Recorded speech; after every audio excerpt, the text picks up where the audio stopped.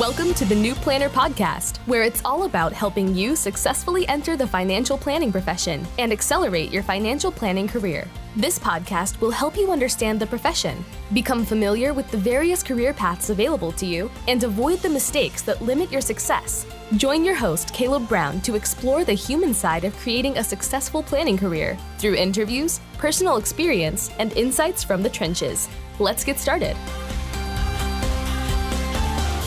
Welcome to the 200th episode of the New Planner Podcast. This is Caleb Brown, your host. My guest today is Jamie Bosse, who is an author and financial planner for CGN Advisors in Manhattan, Kansas. Jamie joins the show today to share her career journey, including attending the very first Dallas-Fort Worth Career Day 20 years ago and how that catapulted her career. She shares how she built out her professional network via a grassroots approach and leveraged her FPA contacts for various jobs as she moved to different parts of the country. Jamie goes on to discuss leaving the RIA channel for the bank channel and how after starting a family and wanting to move closer to family caused her to seek to rejoin the RIA channel. Stay tuned to the end where Jamie discusses why she started writing children's books, as well as the process that goes into writing them. I hope you enjoy this episode with Jamie Bosse. Also, since this is our 200th episode, we would like to celebrate and thank everyone for their support. So Jamie and I are each giving away autographed copies of our most recent books. Milton, the Money Savvy Pup, Brings Home the Bacon, and Finding Your Path, to the first 5 people who send us an email at podcast@newplannerrecruiting.com with a suggested podcast topic and or speaker. Hi, Jamie. Welcome to the New Planner Podcast. Hi, Caleb. Thanks so much for having me. You got it. This is going to be so fun. I mean, we were just talking about, I think the last time we chatted was a good bit ago, and I actually think my first memory of you, and maybe you'll tell the story, it'll be great. I would do the career day, Dallas Fort Worth. I was doing the career day, and I think you and a handful of people like piled into some SUV or something and drove all the way down from Manhattan, Kansas to Dallas, Texas. Do you remember that? I think you're right. Yeah. I think we, being from Kansas State, Texas Tech had a lot of more infrastructure around the career days and things like that. So I think we traveled down and went to that. And I believe wasn't I on a panel maybe, and I was like the young person on the panel, and there was a lot more wisdom on the panel besides me. But well, great. I just remember being impressed. Like, man, that's really impressive. They drove all the way down and to do this and to speak, and then. But I think it worked out for you, right? I mean, this is how your story started, right? You got an interview. And then you started with a firm in Dallas, right? Help walk us through sort of how you got started. Yeah, so I was a graduate of the Kansas State Financial Planning Program, and my first job was in the Dallas-Fort Worth area with a small independent RIA that I met through networking through the FPA, the Financial Planning Association, and that's where I got my first job as a paraplanner. And why the Dallas area? I mean, why don't most of the Kansas State people go to Kansas City or something like that? They do. For me, I was just itching to get out of Kansas and see what else was out there. So I had opened up my opportunities to other states, and Dallas seemed like a great transition. So I chose it, and I loved it. Mm-hmm.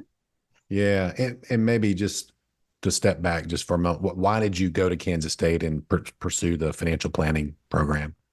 Well, it was a total accident, Caleb.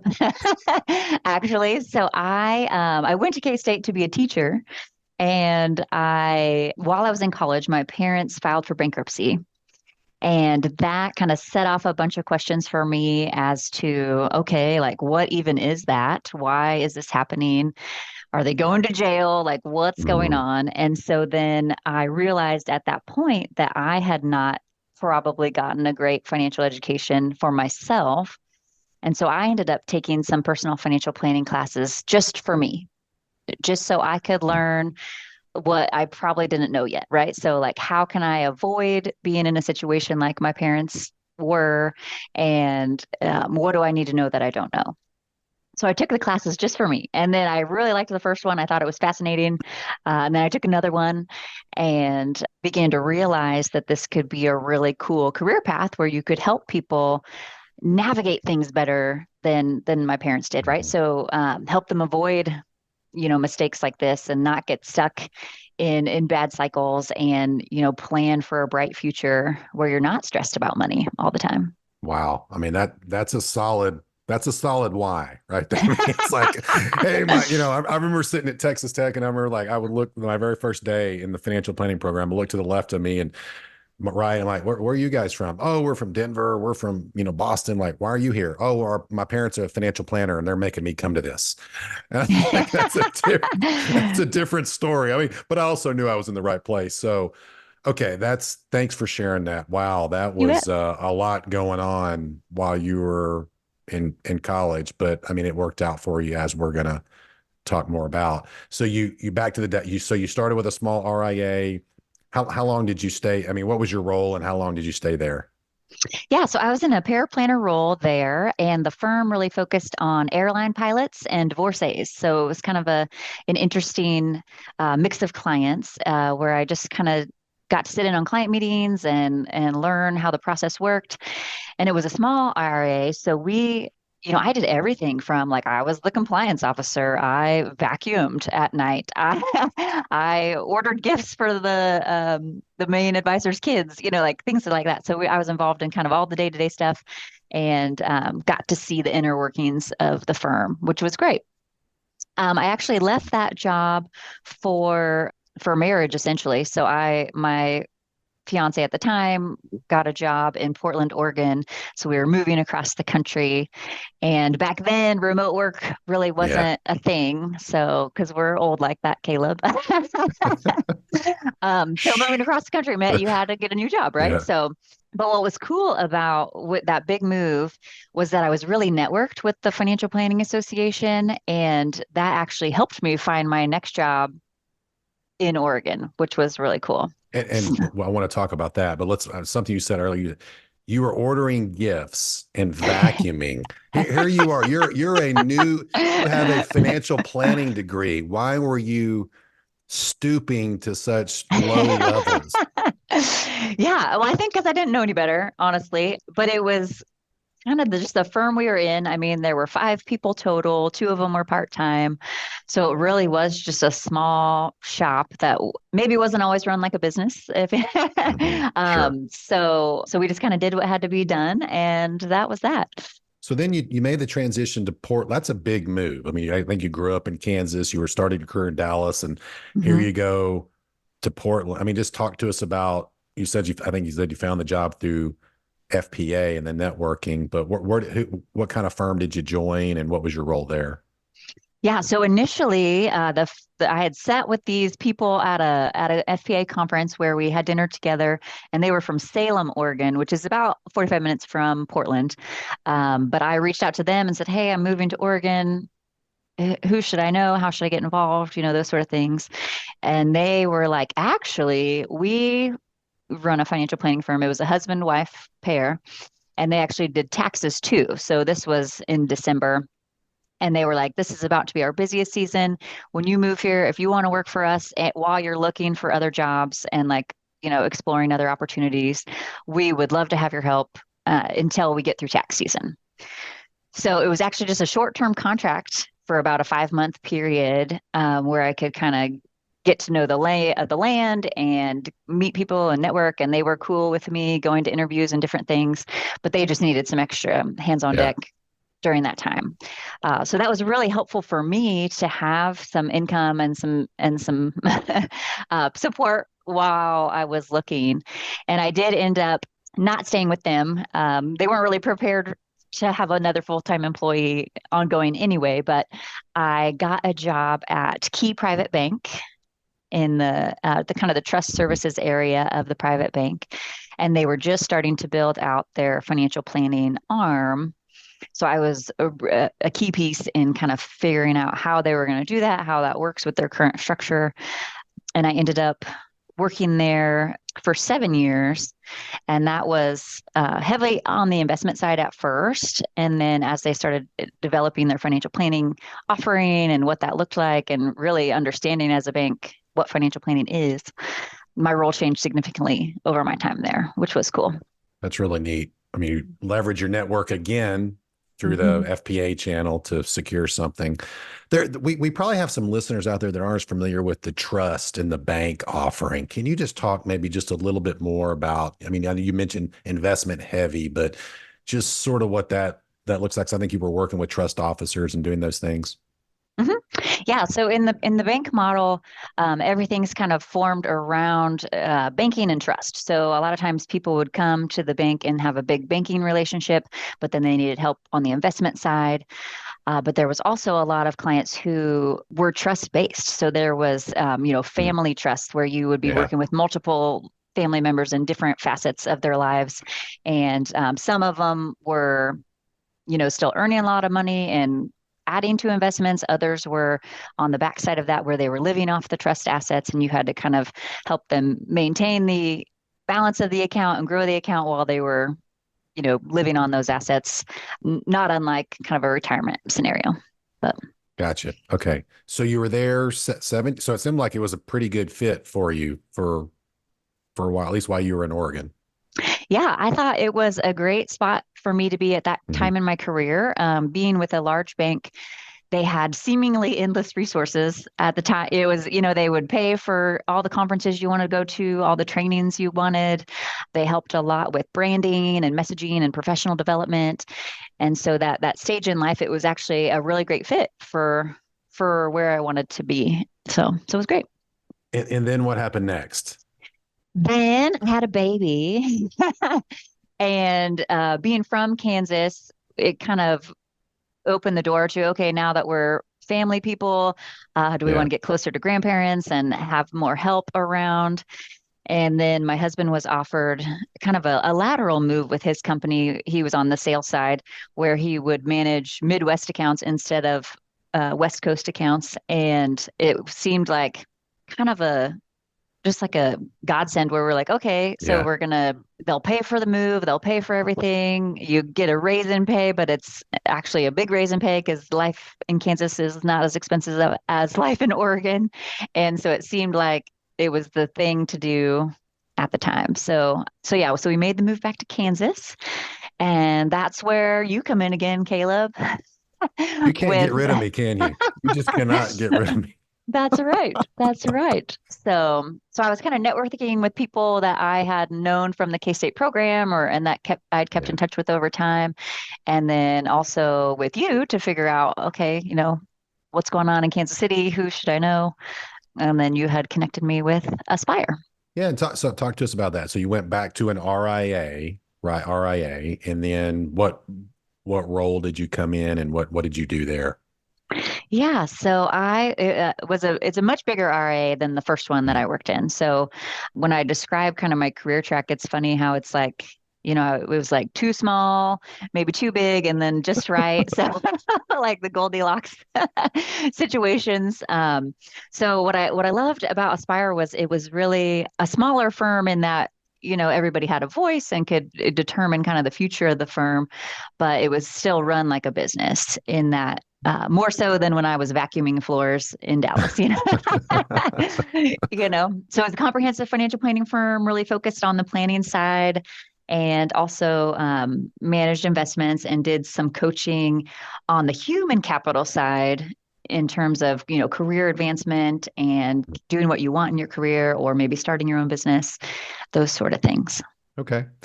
So, and then so you worked there for a while then, right? I mean, how long were you there? Yeah, 10 years. 10 Wow. years. Yeah. Okay. Yeah. And if you're doing all the math here, I mean, this is my 20th year in the industry, which is just wacky to No say. way. No way. Don't say Yeah. that. Yeah. Yeah. I know. I know. Well, and like, I mean, 20, I mean, like, can you just give us I mean, what's been the biggest change you've seen over the 20 years? Do In you the have one? industry, Yeah.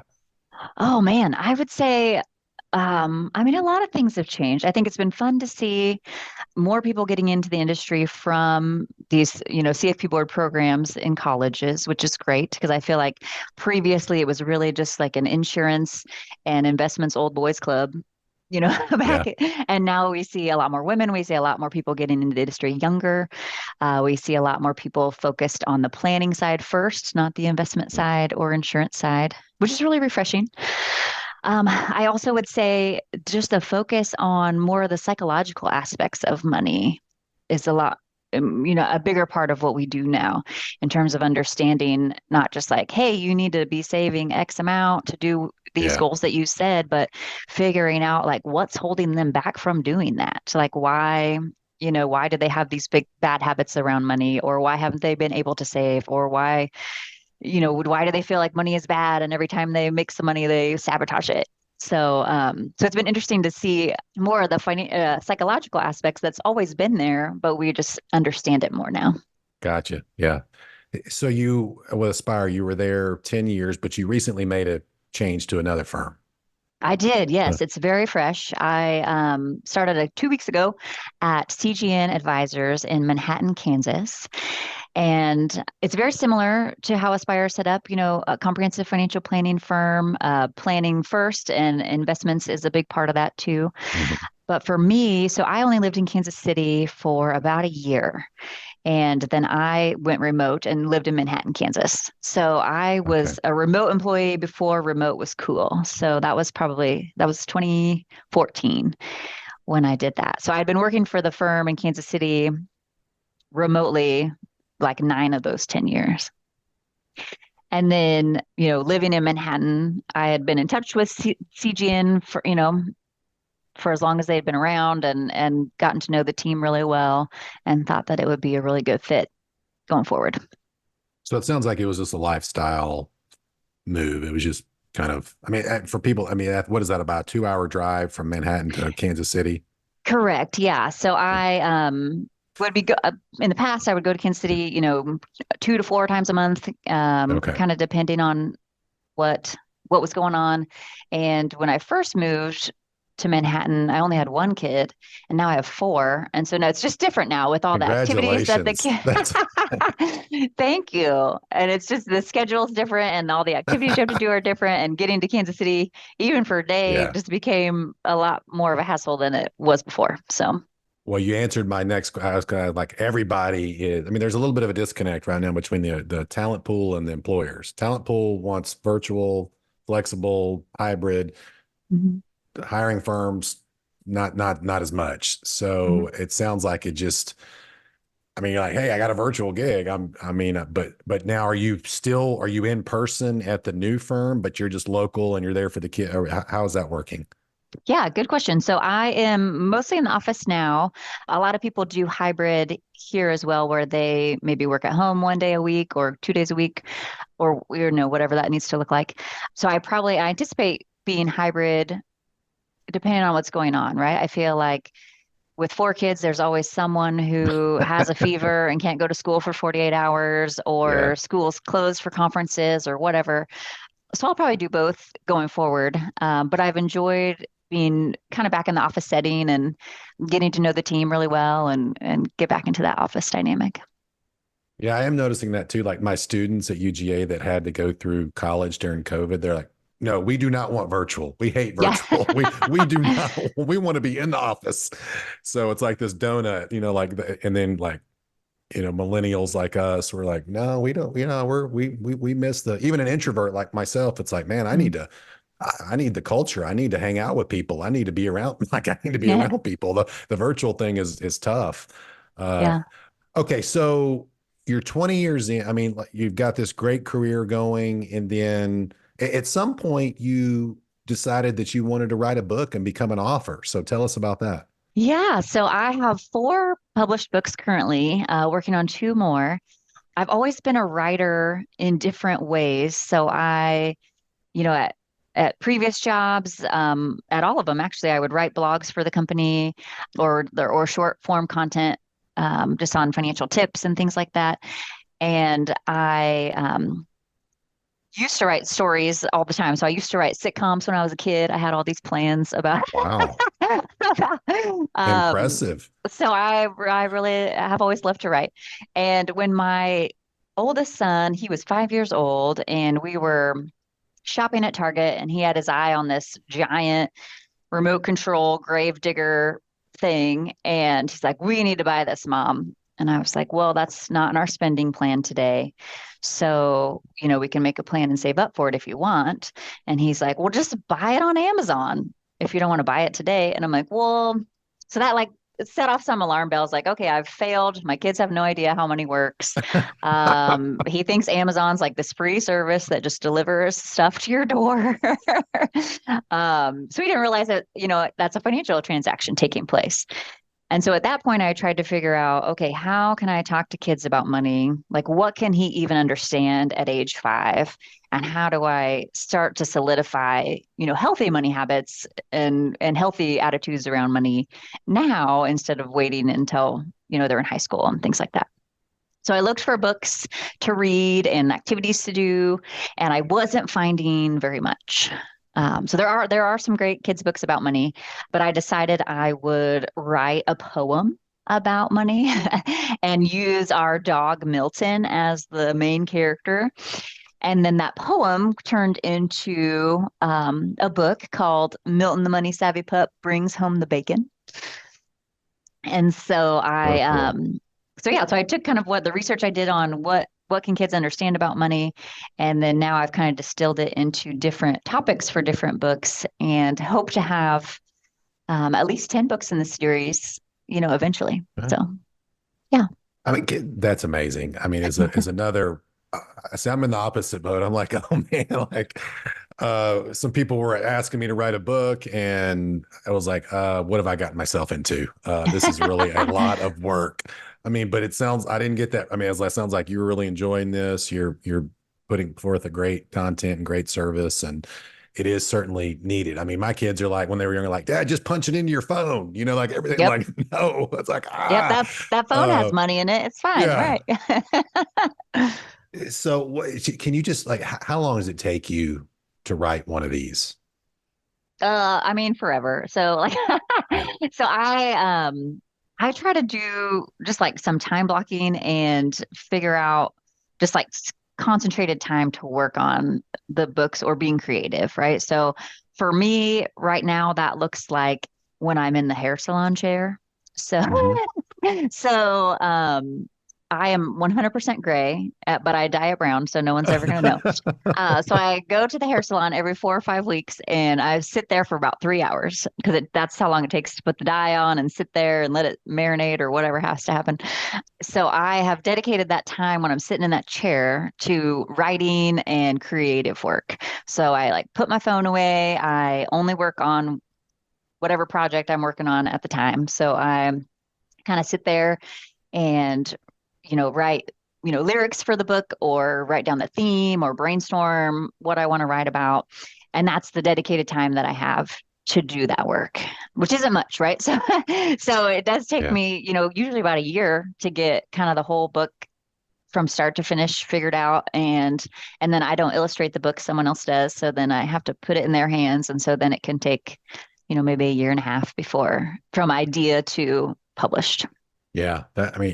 That is really cool. Thanks for sharing that. I mean, really cool. Like this is how because I was going to ask you, I mean, a lot of the feedback I get, it's like, I want to have a family. I want to have kids. Like, I don't think I can do financial planning, but you've shown that, I mean, this 20-year career, all 4 kids, got a family, successful in the firm, and then you have all these books. I mean, it can be done. You can do this. And I mean, I love that, like, the sort of the hack in the chair, right? Like, I mean, that's like, you're not wasting that time. And I thought it was also interesting too. And we may lose some listeners on this, but you said, I put away the phone, like implying that like that could be a distraction, putting 100%. Away the phone so I can think. Yeah. So I think just finding like pockets of time, whether it's even just 15 minutes, right? Like if like right when you get to work, before you open your email, if you're working on something, you just do that thing first for 15 minutes or 30 minutes or whatever it is. Because I think once you get going on your day or once you go down a rabbit hole on your phone, there's no turning back, right? You're distracted, you're thinking of other things, and you can't really focus on what you're trying to get done. As you look back on your career thus far, what's the thing that's most enjoyable about what you're able to do every day? it's just so cool when you work with clients, especially over a longer period of time, where they come to you, they feel stuck, right? They're like, we're doing a lot of things. I don't know if I'm doing the right things. I can't figure this out. I'm stressed out about this. I think about it at night.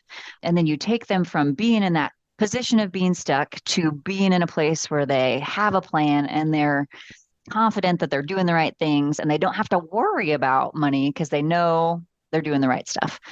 And I think it's really special to be able to be a part of that journey with people, especially because it's so sensitive to talk about money, right? And like to share the mistakes you've made and the shame that you feel or whatever it is, even your salary. Some people have trouble talking about that, So just being in that place where you're trusted and people are open to sharing these things with you and then helping them get to a better place or to become the people that they wanted to be is a really special thing. What tips or advice do you have for younger, newer planners starting out in their career? Oh, I have a lot.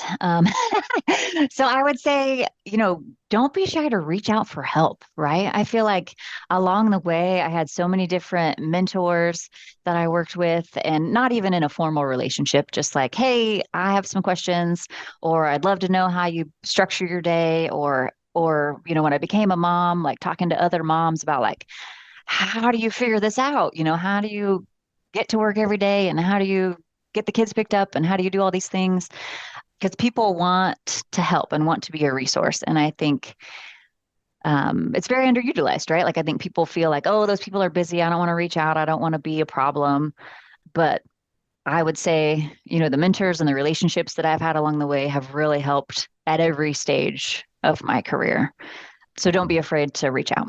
And I would also say, don't be afraid to stand up for yourself. So I think in terms of, career things that you're not comfortable with, right? Like you said it earlier, I should have not been vacuuming the floor in that first job, right? So I should have been able to stand up for myself in that position and say, hey, this doesn't seem like it's a productive use of my time.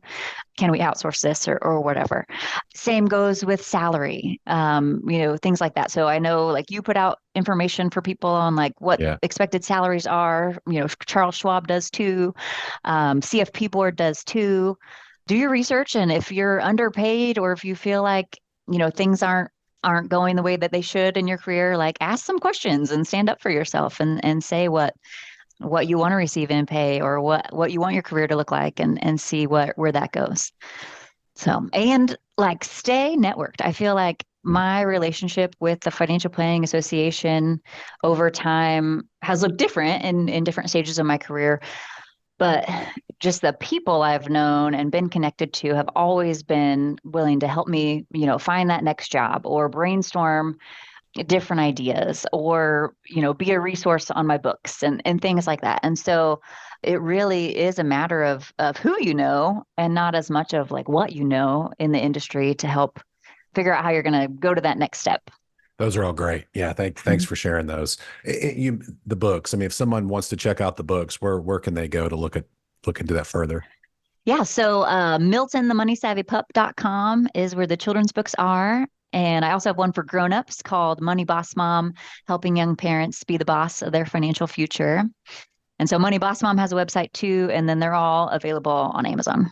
That's amazing, Jamie. Just so proud of what you've been able to accomplish. I'm glad that I know you and just that we got to work together.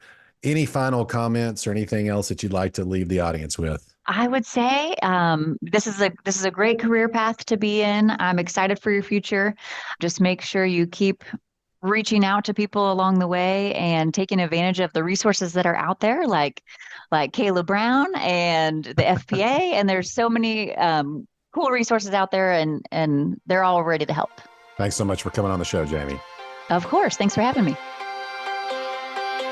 Thanks for joining us for this episode of the New Planner Podcast. If you're ready to discover the top career paths for financial planners and see which track is best for you, we created a free guide to help you.